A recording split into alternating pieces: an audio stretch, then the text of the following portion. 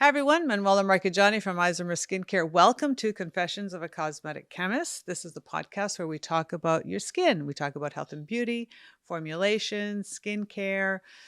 As a cosmetic chemist over 35 years experience, I like to share my events, things that I know and things that I think are going to be helpful in your skincare routine. So today, in your skincare journey, today we're going to talk about summer skincare. What is summer skincare? Why do we talk about this? Is there a difference in what's happening? And so, of course, we want to explain why skincare in the summer is so crucial. It's not really just isolated for the summer. Think of summer skincare is also if you're going to go in the winter and you're going on vacation, right? So this is skincare that you want to think about or use when the weather is warmer, when you're outdoors more, when you are exposed to more UV irradiation, but you're also more exposed to the elements. So that's going to be, the wind, the water, the salt, the sea, just the lakes, anything that you're outdoors more, and you have a lot more going on in your environment. This is what we mean by summer skincare, right? Summer skincare routine. Your skin has needs, right? Your skin needs to be clean, hygienic. The pH needs to be balanced in the sense that the acid mantle on your skin needs to be acidic. And this is going to be important for your skin health because when you have an acid mantle, you're an intact acid mantle, the microbiome that lives on your skin is then going to be in the perfect environment, which means that the bacteria, which are good and bad bacteria, they're going to live in harmony. They're going to work well together. You need a little bit of the bad bacteria. You get the acne bacteria and you have some kind of Demodex or some kind of elements on your skin, but you also have good bacteria that regulate that and work together in harmony, right? So because your skin has this needs to be cleansed, the acid mantle needs to be intact. It needs to have hydration. It also needs to have protection. This is going to be the same for your skin regardless of the seasonality or where you are. But in the summertime, when you are more exposed to elements, a lot of things break down more quickly, or we're in activities usually like swimming pools and oceans and outdoors in the wind that do compromise our skin. So we want to be able to take the steps to protect our skin and to do the very best that we can for our skin. Understanding your skin needs. Your skin has specific needs. Your skin needs to be clean. The acid mantle needs to be intact. So the pH of your skin should be slightly acidic. And this is for your overall skin health. This is to protect the microbiome of your skin, which is a living layer of your skin. It balances the good and bad bacteria. Your skin needs hydration. Hydration is important for cellular communication, for detoxifying, and for nourishing the skin. Your skin also needs protection. It needs antioxidant protection, so it needs to be protected against free radicals. And it also needs sun protection, which is of the UV protection from the sun, from irradiation, for things that are going to break it down. These are universal needs for people and for your skin. And so when you are thinking of summer skin, I always think about the sun. The sun comes out and what's it going to do? Its UV irradiation really exposes the skin. If you don't use sun protection, if you don't protect your skin, what are you doing? You're technically aging your skin faster by breaking down the collagen and elastin, breaking down the proteins. And this may not mean a lot when you're very young in the sense that your body can make more collagen and the system is working a little quickly to mitigate or to repair. But as you get older and older, this slows down and the damage becomes much more evident and visible and less easy to correct. So it's important that we take the steps in the seasons to really help protect with our skin. Cleansing and exfoliating your skin in the summertime is important. And many times when you're in a hot environment or a hot climate, cleansing and exfoliating becomes even more important because with the heat comes more activity. Your hair grows faster, you sweat a lot more, and you'll also notice that you will have more sebum. The sebum tends to become more prevalent. And when this is happening many times, you'll find that your oil production goes up, but your rate of exfoliation it's not linear. The rate of exfoliation may stay the same or may go down. So what you want to do in the cleansing and exfoliating in the summertime is have a routine that is going to nudge that cleansing along in the right way and that exfoliating along, so you don't have those clogged pores, you don't have the buildup on your skin. The other fun fact is when you are in the sun and you do get a little bit of suntan or sun color on your skin may feel that it's cleared up a bit. You may feel that it's less oily, cleared up a bit. But what has happened is there's a slight layer of keratinization that has occurred on the skin surface. And if this does not get exfoliated off, you will find your skin will end up breaking out more and being a little bit more rough texture. So the exfoliating component as a regular exfoliant in the summertime is very good. You can use a chemical exfoliant like an AHA, a glycolic acid, a lactic acid, a mandelic acid, something that's going to work on that skin surface to help with that exfoliation. You could also use a scrub, and this is going to be a gentle scrub, usually a lab created element, a bamboo or a lab created bead that will not scratch the skin, but gently work on polishing the skin. You don't want to be aggressive with something like this, but something to that nature a couple of times a week is very beneficial. You may also want to use your face cloth, a good cotton face cloth, to do a little bit of exfoliation and scrub. And again, this is because in the summertime, the sweat, the heat, the sebum, you want to get in there a little bit deeper because of that buildup that can occur. Moisturizing and hydrating. Moisturizing and hydrating the skin is very important in the summertime. If you have oily skin, you may think, ooh, I don't really want to put a moisturizer on my skin, especially when you have a moisturizer that is a heavy moisturizer. You don't necessarily need the heavy, creamy moisturizer type element for your skin. Something with a light barrier like a ceramide may be enough. Maybe a isoflavone, an essential fatty acid, could be good instead of a heavy oil, but you want hydration. So when you think of hydration, you think of water. When you think of moisture, I always think of oil. So there's a water and oil component within your skin.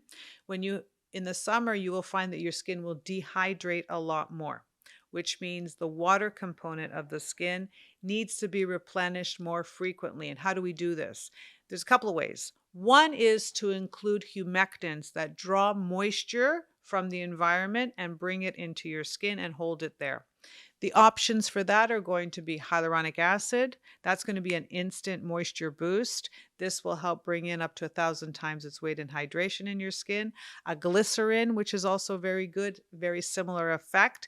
A little bit trickier to work with. A glycerin tends to be kind of like honey. It's kind of sticky and gooey, but its job is to be a humectant. It's going to bring in moisture or water. Again, giving your skin a drink of water.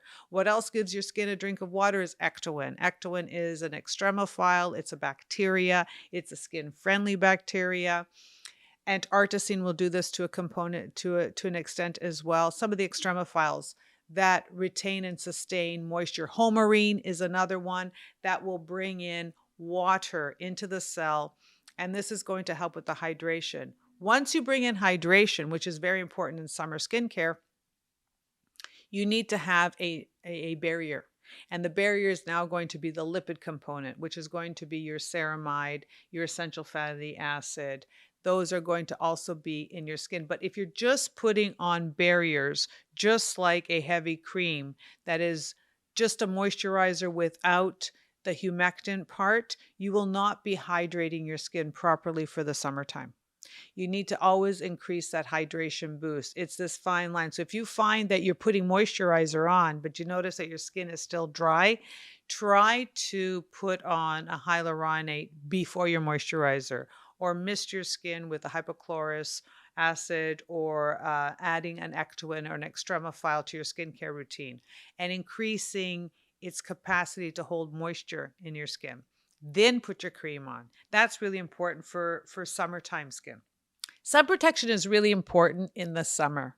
It's important all year round because when you think about it, okay, in the winter, if it's sunny day and you've got snow, snow is made of water. The water is reflecting onto you. That's also going to indirectly and directly give you UV or sun exposure. But in the summertime, be it outdoors, in the sun, in the water, All of that reflective element of UV damages your skin, goes into your skin, breaks down like little scissors your collagen and elastin, breaks down the proteins. Could also damage the DNA and destroy the cell. And when you destroy the cell replicates in an imperfect way, and therefore you can end up with a type of cancer in your skin as well. So these are many things can happen. This is why sun protection is so important. You want to have the right sun protection. SPF 25 and 30 is good sun protection, especially for normal North American climate. That's going to be fine if you're applying it properly. Wear sun protective clothing and a hat.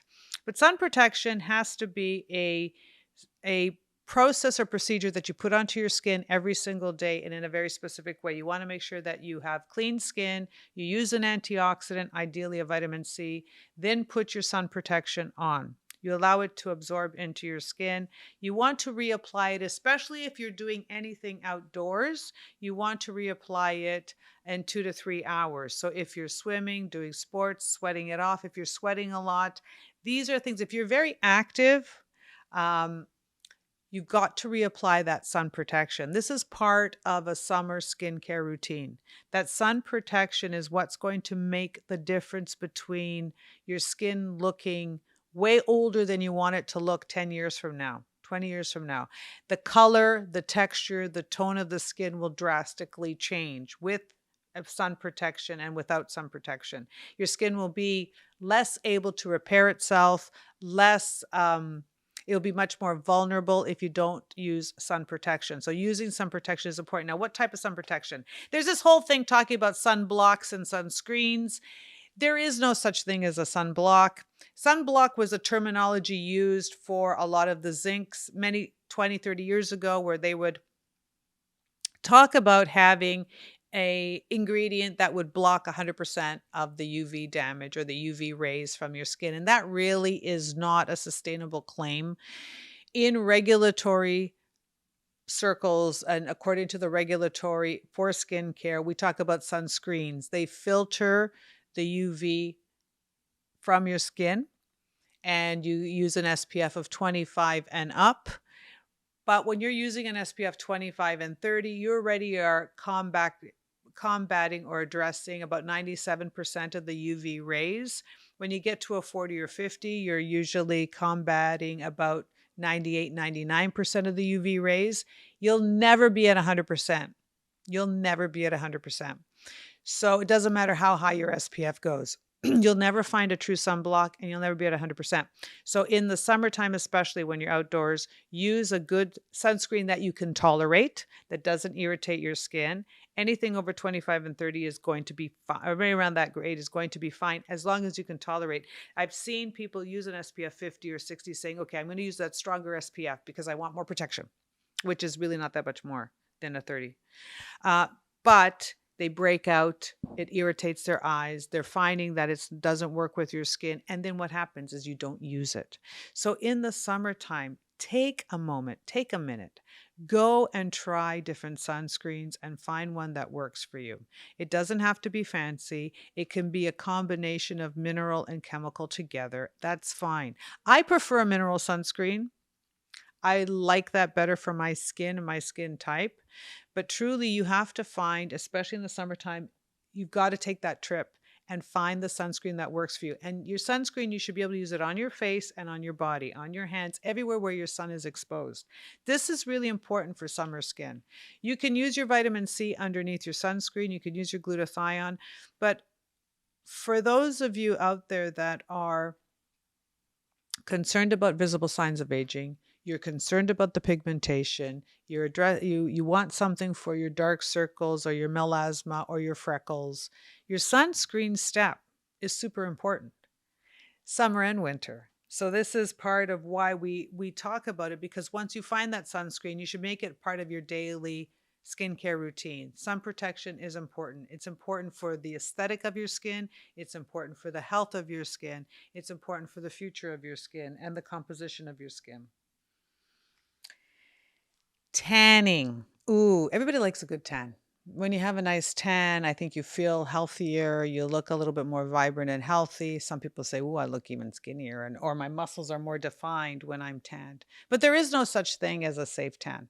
Any kind of UV irradiation is bad because we don't really know what your body and your systemic tolerance is going to be. So we always aim for caution, right? So tanning you can do, self tanners, you can go and use those kind of products. Maybe you can even do a spray tan.